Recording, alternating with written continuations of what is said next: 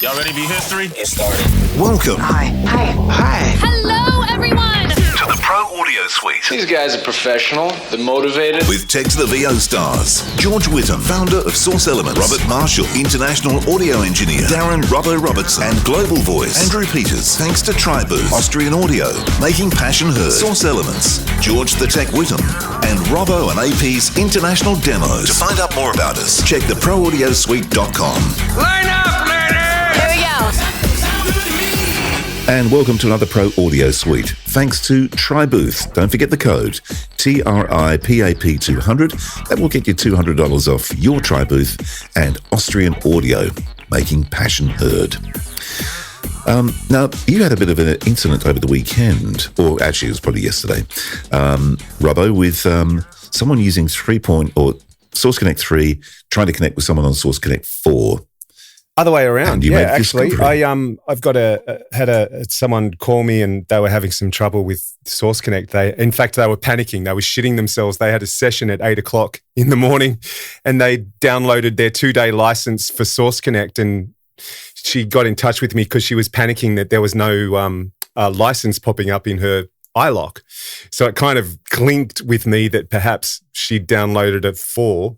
Not realizing that 4 was the only one you could do that with. I actually found out that from Robert later on. But anyway, long story short, I got in touch with Robert and he talked me through the process of the bridge, which was going to be the original plan because Robert kindly dropped a 3.9 temporary license in this lady's account to get her going. But if she had to go the other way with 4, we were going to use the bridge. And I'd never even heard of the bridge. Every time we've discussed Source Connect 3 and 4 compatibility on this show, my understanding was that they didn't talk at all. So anyway, we found the bridge and I was shocked at how easy it is to set up and how well it worked. So I kind of figured it would be worth talking about today because I reckon it would be a headache solver for a lot of people. It will. I mean, I think there's a number of advantages to considering the bridge.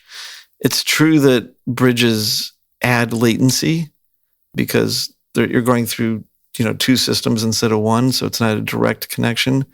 But there's certain situations where it might be almost, best. If you think about a voice talent who's on the road with a Windows machine, they can't get their ports forwarded. Source Connect 3 really needs or wants port forwarding. Source Connect 4 doesn't need port forwarding. So that talent who's on the road on a Windows machine would be much better off connecting via Source Connect 4. And if they have a studio who, for whatever reason, is still using version 3, then the bridge might actually be preferred in that situation, at least, because you're going to get through to the bridge and you assume the studio is set up. And then you don't have to worry about, will my ports work or not? A little bit different for, Mac users. Mac Source Connect 3.9 to 3.9, it has other means of getting through without ports, so that's generally not as big of a problem. That traveling with Source Connect is more really just an issue for Windows users. But the new issue that's starting to come up is that Sequoia, for example, and the newest Mac operating systems are really starting to give a bit of trouble to Source Connect 3. Like the nightmare situation would be, imagine a talent running a really old Mac operating system like Sierra that cannot do Source Connect 4. And then the studio fully updated and they can't do Source Connect 3 because, like Sequoia and whatnot is having trouble with Source Connect 3. So now, again, the bridge is the only way to get across that one reliably. And they're not as bad as, they're very quick to set up. They're on everybody's dashboard. I was surprised at how simple it was to set up. I mean, literally, you go into your account, you click on bridge, you click the person you want to connect to, thinks about it for, 30 seconds, 60 seconds, and bang, you're good. And then all you've got to do is go back to your, whether it be 3 or 4, go back to your Source Connect plugin and just instead of selecting the person you're connecting to directly, you select the bridge and really simple. So the one difference is that both people have to connect to the bridge. Yeah. The bridge doesn't dial out to anybody. Both ends dial. And the bridge contact shows up on each person's or each side's contacts list. So, and in most cases, you don't even have to really worry about, it's bridge 792445. But really, in most cases, people don't have multiple bridges going simultaneously. So it'll probably be the only bridge that shows up on your contacts list, because once you're done with that bridge, it will go away from your contacts list. Yeah. And the timing is because it takes up a crap load of room on the server. Is that right? Well, it's a real system. So there are a limited number of bridges, actually. I think there's 8 of them. Right. Wow. But we've not really had an issue. I think people, they don't realize what, and they don't care. They just want it to work. But the amount of engineering into making that automate and work that easily it's not trivial at all. It's pretty impressive that it does what it does. And again, that they put in that time, money, and effort into building a system for free that is really temporarily solving a problem until everybody moves to the new version. It's pretty cool that it's just there. Yeah, it's 3 and 4 were so different. Just to fill everyone in, 3 and 4 are so different that 3 does not connect to 4. Thus, the need for the bridge. But also, for us, it made a lot more sense to make something like the bridge than to significantly delay and invest in a huge feature that would only be useful for maybe 2 years. And then what's the point of, the connections to 3 within 4? I'd never seen it, and Robbo was talking about it before we started recording this, and so we did it. He said, jump on and let's connect via the bridge, which we did. And I was like, holy shit, that was really easy. The bridges do, cancel out auto restore, auto replace. I would say that, technically it's better to connect directly between versions, but if there's any reason why you or the studio can't use whatever other version, the bridge is there. And as you said, they're easy to use. And I've seen, unfortunately, I've seen some talent at times where they're like, I'm on 4, I need to be on 4 because they're on Windows and it's easier. And the studio just went, no bridge, period. Like, absolutely not. And it's like, did you try it? And they just like throw down their, whatever. Yeah. And that's kind of annoying. Yeah. And what's your thought about the fact that it's a bit like a car with a meter and it has a clock. And so when the clock gets below 15 minutes, you have 15 minutes to click add more time. If not, because it's a limited resource, it will cut the whole bridge off if you don't keep on extending it. Is that from both ends? No, because the only end that manages the bridge is the side that initiates it. So if you call up the bridge, you're calling it up for you pick from your contacts list who you want to connect with, and it populates the bridge contact in your contacts list and whoever you designated. So then if you did that, you're the person that's managing that bridge. You have the clock. You can do this from your cell phone. If you're in the booth, you could have your cell phone with the little clock clicking away. It's just a window. You don't close it and you just click. I got to be honest. For most of the Source Connect sessions I do, half an hour would be enough for maybe 1 or 2 tracks. And if there was more, that extra 15 minutes. I mean, I think you can take another 15 minutes 3 or 4 times before you've got to actually refresh the whole thing.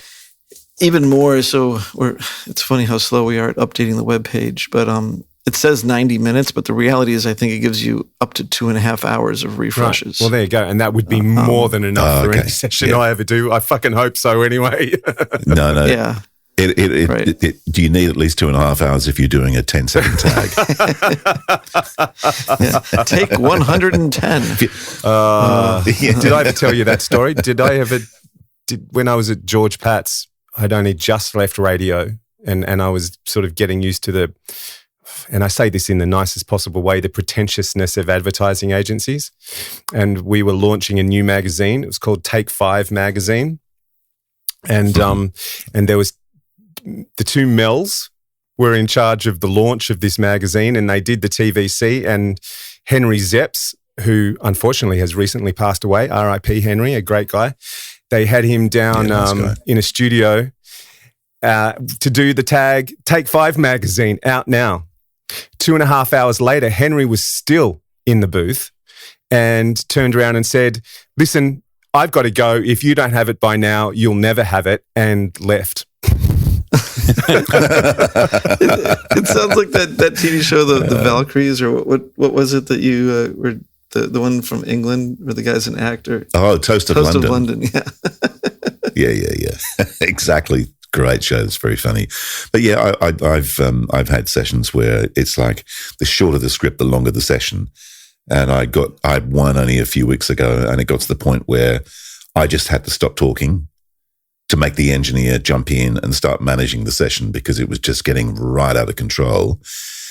And I thought, right, I'm just going to not say anything, which then instigated the engineer jumping in and going, look, I really think we've got everything we need. Unless there's something specific you need, I think we're covered. Let this person go. And eventually it was like, okay, great. Thank you. Bye-bye.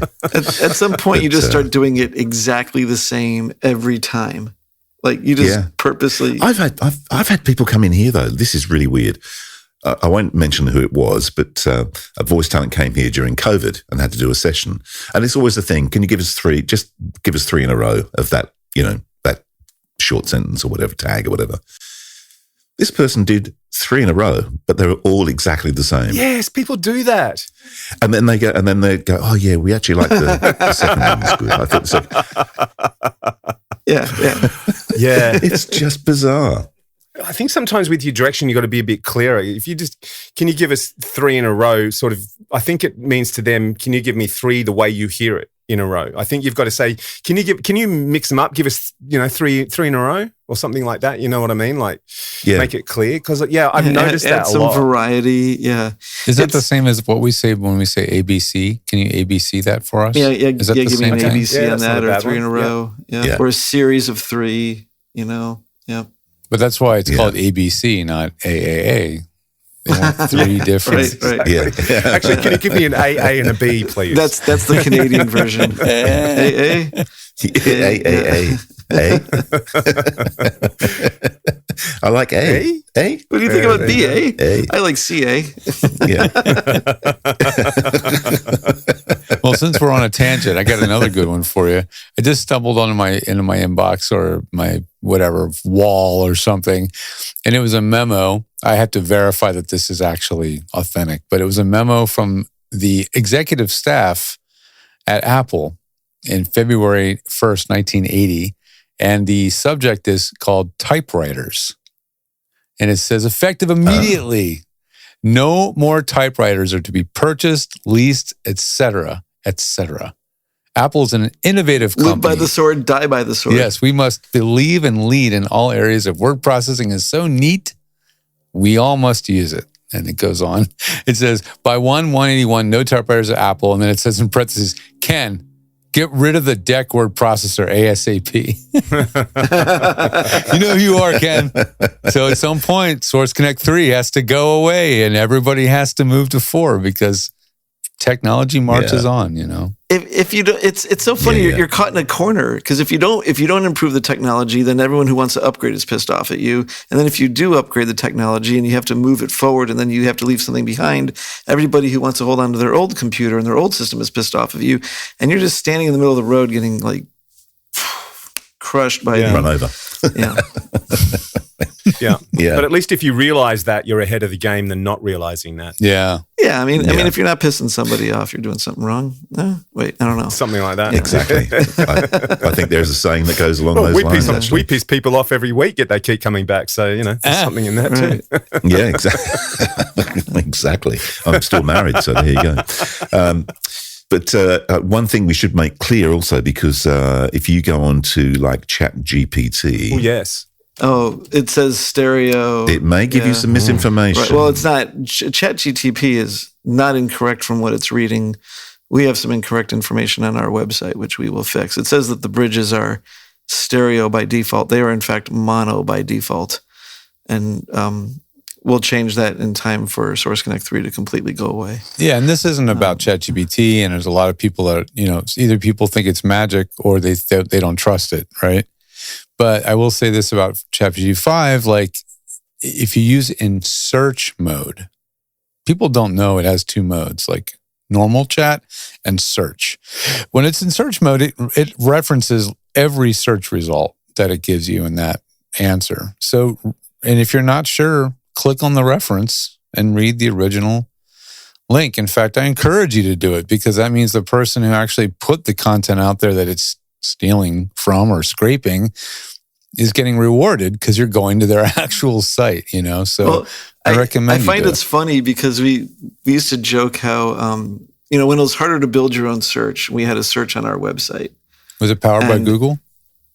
Well, I forget what it was, but however it went, I found it just myself, and other users found that it was easier to search our website with Google than with our own website. Right. Like Google searched our website better than our own website could search itself. That's right. And it's kind of like, it seems to be happening with ChatGPT now. Yeah. Well, that is definitely true on my website. I could not get my web developer to build me a search engine on my own website to save his freaking life. Until I found with Google. I built my own custom GTP, which is not cheap to operate, but I have my own custom GTP with my own language model of my own freaking website so that you can go and type into the chatbot stuff you're looking for on the website. That was my workaround. And is it perfect? No, but it's pretty damn good. And it gives you a lot of useful information in the process. But I had to build something out of a chatbot to be able to search my own site, which is kind of insane. What do you think about it? Exactly. Is that GTP GTT?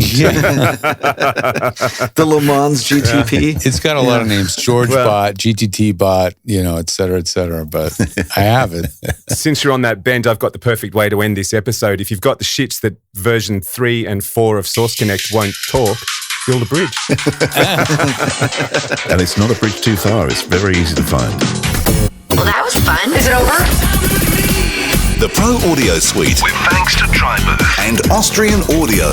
Recorded using Source Connect. Edited by Andrew Peters and mixed by Robbo. Got your own audio issues? Just ask Robbo.com. With tech support from George the Tech Whittam. Don't forget to subscribe to the show and join in the conversation on our Facebook group. To leave a comment, suggest a topic, or just say g'day, drop us a note at our website, proaudiosuite.com.